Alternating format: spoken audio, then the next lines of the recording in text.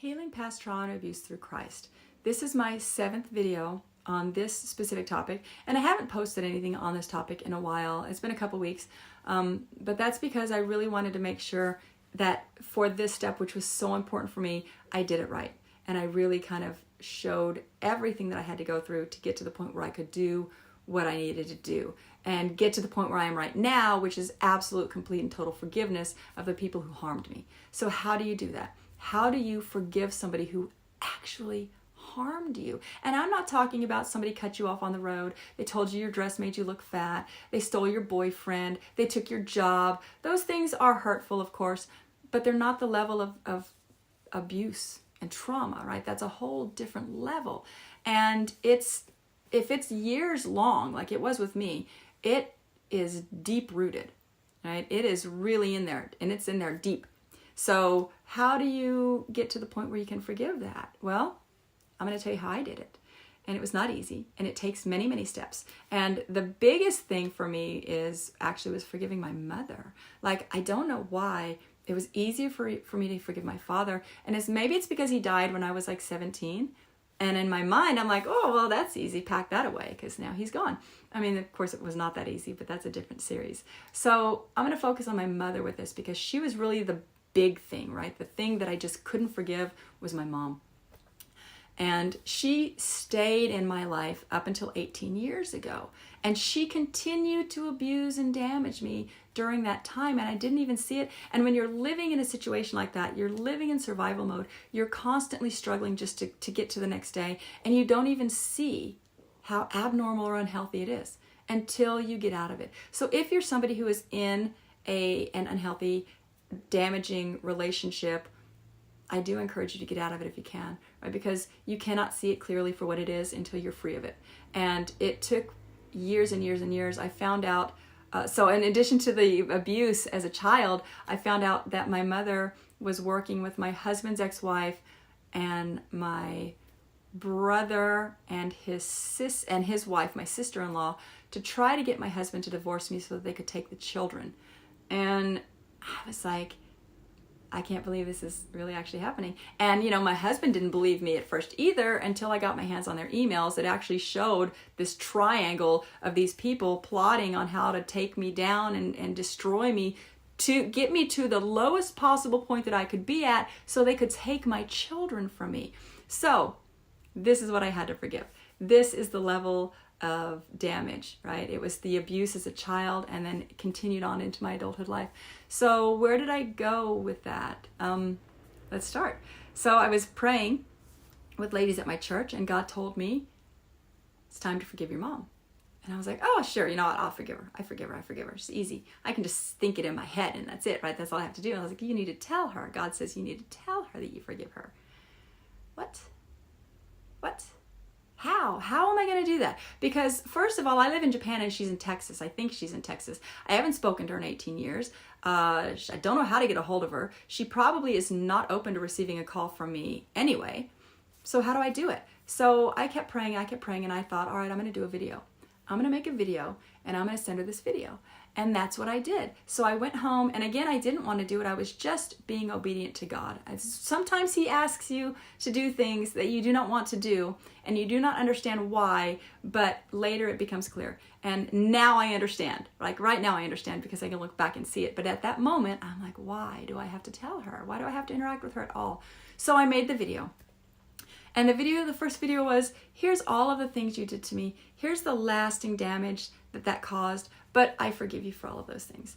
And I was like, yeah, finished. I'm done with the video. God's like, nope, that is not going to work. You need to redo that video. And God told me to keep it simple, to apologize. I'm like, what? I got to apologize. Keep it simple, apologize, and tell her that you forgive her. And so I redid the video. And that's exactly what I did. I said, it's been many, many years since you've heard from me. I just want to tell you that I'm sorry. I forgive you, and I'm going to be praying for you. And that was it. That was my video. And I sent it to my older brother. And my older brother is in Christ. And I think he had to have known of the abuse, but what are you going to do as a kid?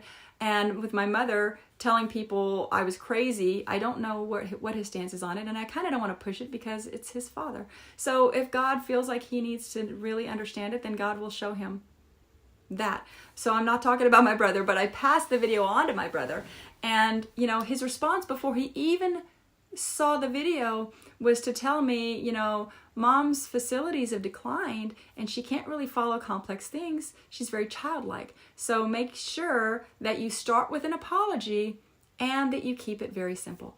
And I'm like, wow, God already told me that, right? There's no way she could have even understood the first video that I made. So I knew that this was God's hand. Absolutely, this was God's hand. And I told him, I'm like, yeah, I already did that. And so I gave him the video.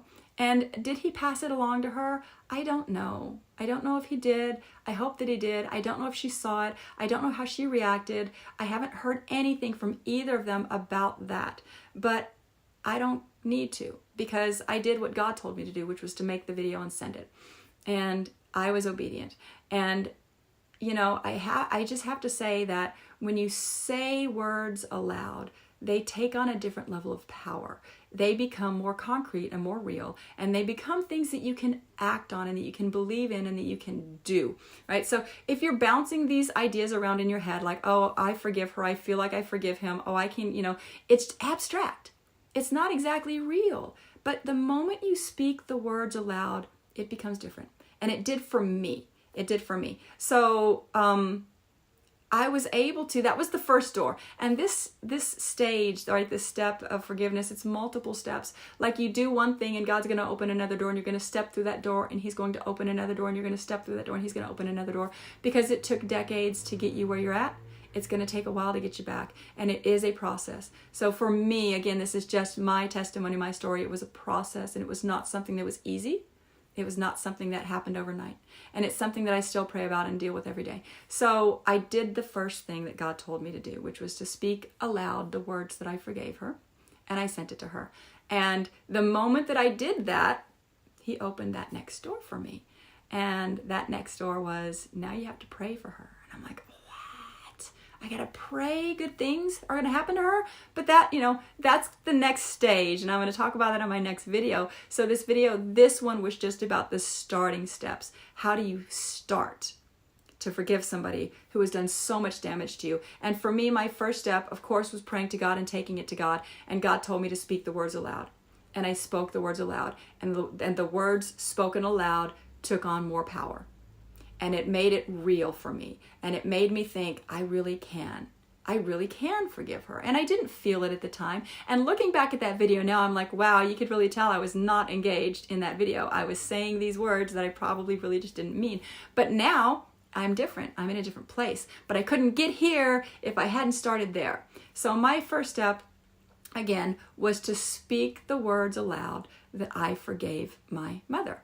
And to send it to her, whether she saw it or she didn't saw it. When you're forgiving people, you're not doing it for them. It may benefit them, right? Because somebody who has done these terrible things, they have to on some level know that they've done these terrible things. And to have somebody they've harmed come back and say, God has told me that I need to forgive you and I do forgive you. That's a powerful message, and that could move them down the road toward Christ. So I think that they can benefit from your forgiveness, but that's not the reason that you do it. You do it for yourself.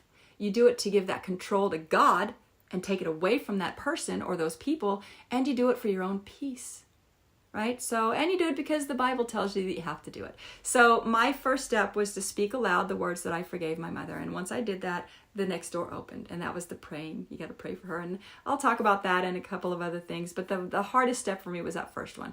And I did it. And you can do it. And anybody who's in a difficult situation, you just really have to give it all to God. He will be with you. He's never going to send you off to do something hard and send you alone. He's going to be with you every step of the way. And he's going to make sure that you get to that end point. And I'm at that end point and I'm so much happier. So, you know, I will be praying for everybody out there who is struggling, who is trying to recover from this kind of, you know, damaging situation, who may still be in a situation that is not good for them. I'll pray for you. I will pray for you. You cannot give up. Give it to God, and he's going to see you through to glory on the other end.